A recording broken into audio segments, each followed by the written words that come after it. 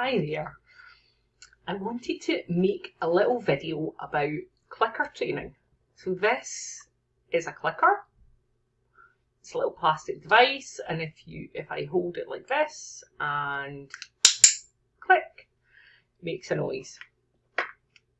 And these are commonly used in dog training.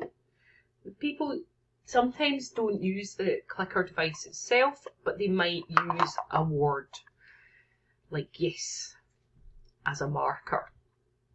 And this is really common phraseology in dog training, and I think sometimes it's confusing.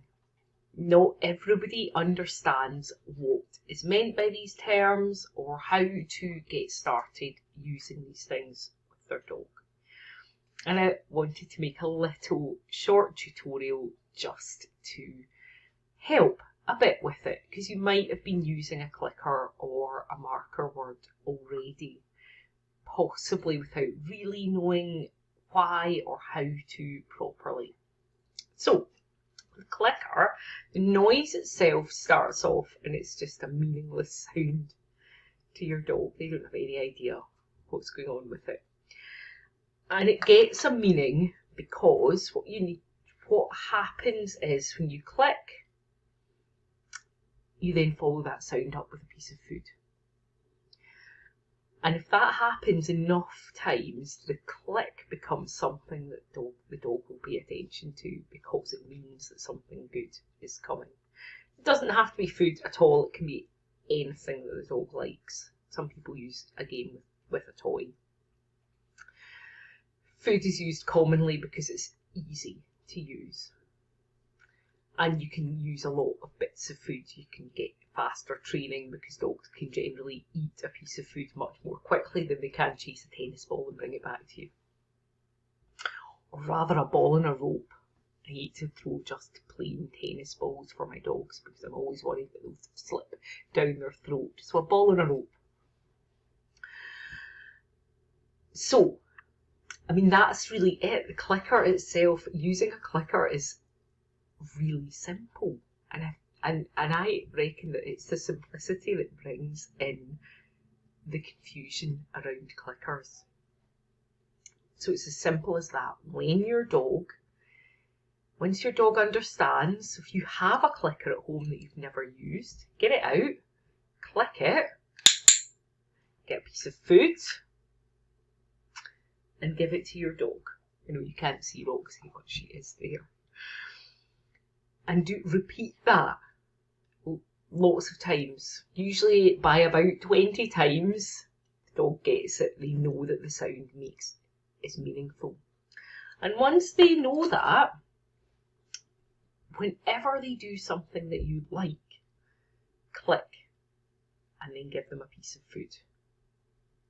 And if you're trying to train them a new thing, when they're getting it, when they're at least attempting to do the new thing, click and give them a piece of food. The click is nothing more than an indication to the dog that what they are doing will result in a piece of food or something else that they really like. That's it. The click marks the moment for the dog when they are doing something that is going to have a good outcome for them. Dogs are just like us. When they do something and it has a good outcome for them, they are more likely to do it again. So if what you're teaching is a recall and you use your recall word, or you use a whistle, or whatever you're using as a sign that your dog should come back to you, if you make that noise and your dog takes a step towards you and you click at that point, it's more likely, and give them a piece of food. You have to always give them the food or the toy.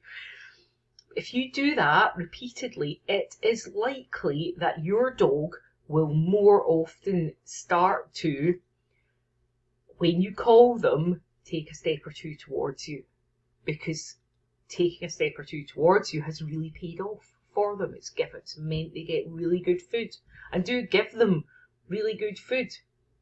And when you're asking them not to just take a step or two, but instead run from a distance away, or maybe run come away from another dog and run towards you. When you are really upping the ante and asking more of them, make sure that when you click, you then give them more good things, not less. So I've been working for many, many years. I've been an employee for a really long time.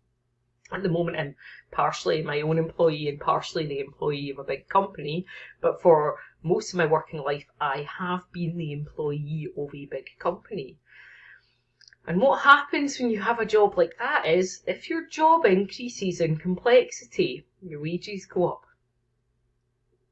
As my job, by the time I left, I was getting paid a lot more than I was when I was a new programmer and I didn't know how to do anything, and nobody would leave me in charge of anything because I didn't know what I was doing. By the time I did know what I was doing and I would be left in charge of things that could go wrong, I was getting paid a lot more money. And it's the same for, I don't understand why we think it's different for our dogs. But yeah, if you as you ask more and more of your dog doing a recall or something else, make sure that you, even if you don't do it every single time, but make sure that when they hear that click sound, that they know something really good is going to happen, because that's what keeps the click sound meaningful. And make sure that when you do the click sound, make the click sound that the dog is doing something that you want. Because now the click means, oh my God, an amazing thing is going to happen. And if at the point you click, your dog has got their back turned to you and they're running towards another dog, then they're more likely to repeat that action. Whereas if you make sure you do the click when they are looking at you and coming towards you, they are more likely to repeat the looking at you and coming towards you. So have a little play around with clicker training. If you've got any questions at all, then do ask me and I will do my best to answer them for you. Thanks for watching. Bye for now.